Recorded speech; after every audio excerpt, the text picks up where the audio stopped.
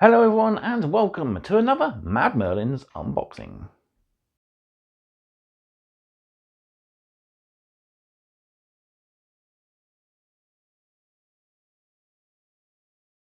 So we're into a brand new edition of Warhammer Underworlds, and while I am yet to pick up the Emberguard starter set, I have picked up my second favourite warband so far, which is the Jaws of Itzl, and it's because of that lovely update to the classic Gorok model in the form of Crojax the Aegis. So yeah, lovely albino Saurus warrior. I love the classic model from the old Warhammer fantasy range. And yeah, I actually painted one up not too long ago, but I have sold them on eBay. But yeah, nice update to a classic model. So in this, you get the 4 models. So we get 2 Saurus, which have a spear and club. We also get a bunch of little creatures at the front there. I keep pointing to the back because the back has pictures. And yeah, we get Crojax himself. We also get all the cards needed to play. So we get the 4 fighter cards, plus we get warband cards in several different languages. So like I said, I am yet to pick up the new starter set, but still Warhammer Underworlds is easily one of my favourite tabletop skirmish games about. It's a nice hex-based board game that allows you to customise your deck to fit around your fighters, and there's a new system out which allows you to customize even more and use pre-built decks as well. So it has been a bit of a reset edition. There's been a lot gone to Legends, but some of the classic warbands are still playable, including my favourite Spikeclaw's Swarm. Easily my favourite Skaven warband from the very first edition of the game. So yeah, I will be doing a unboxing for the starter set, but that probably won't be till New Year when I get around to picking it up. But yeah, let's have a look at that box and head over to the table and do that now. But don't forget, of course, before we do, to check all the links in the video description. There's my Patreon, Ko-fi, and there's also several affiliate links. And don't forget to also check warbay.shop as well, who are the proud sponsors of my Combat Patrol Carnage series. Also, don't forget to like, comment, share, and of course subscribe if you haven't done so already. Right, let's head to the table and we'll have a little look through this box. So here we have the warband, and here we have the warband again. So closer look up of the models here. So you get Sotex Venomites, a bunch of little creatures, snakes, lizards, etc., and a little statue. Crojax the Aegis, a beautiful Saurus Sunblood. And then 2 Saurus warriors, Sokar with a club, and Rotak, the guardian with his spear, both with a shield. So the new edition of Warhammer Underworlds has reduced the amount of cards you actually get per edition by removing even the decks that come exclusively for certain warbands. You now only get your fighter cards plus your warband ability cards in each pack. And you are given the choice of usually 1, maybe sometimes 2, depending on the warband set decks that they can use. Let's cut her open.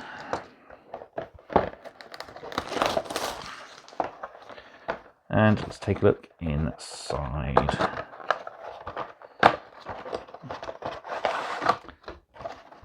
So that's it. So that's our card pack, and that's our frame of models, and wow, that guy is huge. Definitely a lot bigger than his original model, and that I think must be no, that's a 40, 32, 32, and 25. I was going to say that was going to be the first 50mm base, but it's not. But yeah, there we have it. Do we have instructions? No, we don't have instructions, unless they're inside here, which they probably are. But yeah, then we have our frame in a lovely teal colour. That's pretty cool. So that's one good thing about this. You can play these straight out the box without having to paint them, as they are colour-coded. And it'd be nice to see that the Warhammer frames have the official Warhammer Hammer stamp on them now, plus Warhammer 2024. So that's pretty cool, updated frames. Yeah, lovely looking models. Can't wait to build these. They are push fit, so you don't need glues, you just need your clippers. And then we have an envelope which has all of our card components.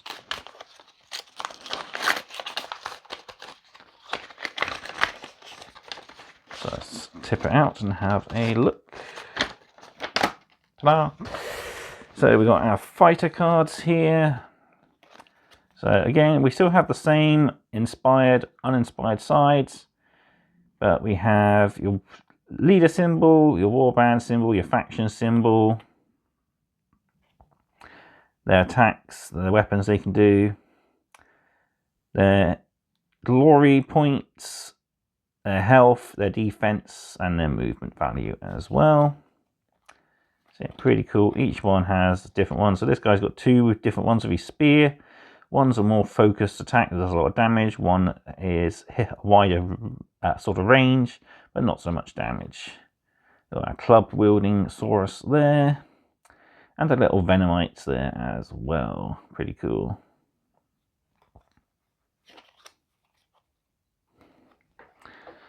Then we got our faction data sheets. So we actually get these in quite a few different languages. This is something we did see with Star Wars Shatterpoint, where we had all the character cards, but they did do these cards over in different languages. Luckily, Games Workshop hasn't done that. They've just got different language written for names in the different languages that have them. And yeah, that's good. You don't have too many of these fighter cards sitting around. You just have all these warband cards that you could sell or take to different tournaments and stuff, depending on if you fight in different countries. If you have an opponent whose English isn't their first language, they got this that they can read. It's pretty cool, at least. So yeah, this details the warband, the fighters in the warband, a little bit of the background, and what they can do. So their inspire condition is after inflicting damage on an enemy fighter in your opponent's power step or action step, pick a friendly fighter, inspire that fighter. They all have the predatory fighters ability, so use this immediately after an enemy fighter's failed attack. If the target was a friendly Saurus and the save roll contained any shields, inflict 1 damage to the enemy fighter. So that's pretty cool. Then we've got some other abilities. So instinctual control, uses immediately after you pick a target as part of an attack made by a friendly Saurus. Pick a friendly minion and move it with no move or charge tokens, and that fighter can move. Savage Mauling, use this in the power step. Pick an enemy fighter adjacent to a damaged Saurus that has no charge tokens. Roll an attack die for each damage token that friendly fighter has. For each sword or critical, inflict 1 damage to the enemy fighter. You can only use this ability once per game. Each time an enemy fighter is slain by this ability, you can use this ability once more this game. So that's pretty cool. It's very strategic. You need to think about when to use it. Obstinate. So use this power in the power step. Pick a Saurus. That fighter cannot be driven back until the end of the battle round and can only use this ability once per game. So that's pretty cool. You've got little tokens there to cover over to say you've used the ability. Yeah, there we have it. And yeah, we've got our instructions here as well, so we can see how they go together. So parts 1 and 2 form the left side of the body and the tail. Part 3 is the right arm. Then we've got the shield to stick on and his base. Then our second model, Saurus. So 2 parts again, front of the body and tail, or inside of the leg and tail, and then the other half of the body. Then the little creatures are the easiest to put together. And then we got our final warrior. So that's that. So there we have it. That's pretty much it for this unboxing. Nice little short one. But yeah. Let me know what you thought of that in the comments section down below. Have you picked up any of the new Warhammer Underworlds stuff? And if so, how are you finding the new edition if you've actually played the game? I've only seen a few battle reports, so I haven't got around to personally playing, but I do plan to as soon as I can in the new year, possibly. Definitely to pick up Ember Guard so that I can get to play the game on my own terms. Like I said, it does look nice. The new edition, so you start a lot closer to the opponent, which is good. So you can get into the action straight away. Usually your first turn was lost by just moving your fighters up. So yeah, that's a nice new change to the new edition. And yeah, the way fighter cards work, etc. is also a nice change. The same for warbands. It's pretty cool. So pricing then, so this was £27.50 RRP. I paid just over £24 at my local gaming shop, Bridge Troll Hobbies. So yeah, pretty good, about the same price with the discount as they normally are in stores for the older edition anyway. I remember when the original edition came around, all the warbands used to be £20, then they went up to about 24 and 26, and yeah, now it's sitting at 27.50. But pretty cool. You get some pretty cool models, all the cards you need, etc. So you just need the decks, which come in individual packs, and as well as you get them in the starter sets as well, I forgot to mention. But yeah, so that's pretty much it. Like I said, let me know what you've thought of this unboxing, and drop me a comment if you've actually played the new edition of the game and what you think of it. So for a rating then, before I say goodbye, it's not easy to play straight out the box because you do need to buy the deck, and you do need the assault based deck. I can't remember the actual name of it. It's a very combat orientated deck. But yeah, there's 4 different types of decks: strategic, melee, brutal, strategic, dodgy, and a sort of a mixture sort of deck. But yeah, other than that, it is still a pretty good warband. The models are lovely as usual. So for a rating, I'm going to give these out of 5, and yeah, I'm going to give this one a 5 out of 5.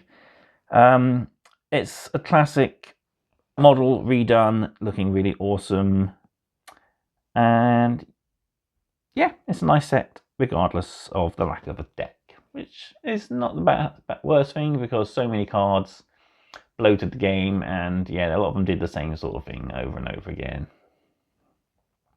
Right, thank you all very much for watching then, and I'll see you next time on another Underworlds unboxing. Goodbye.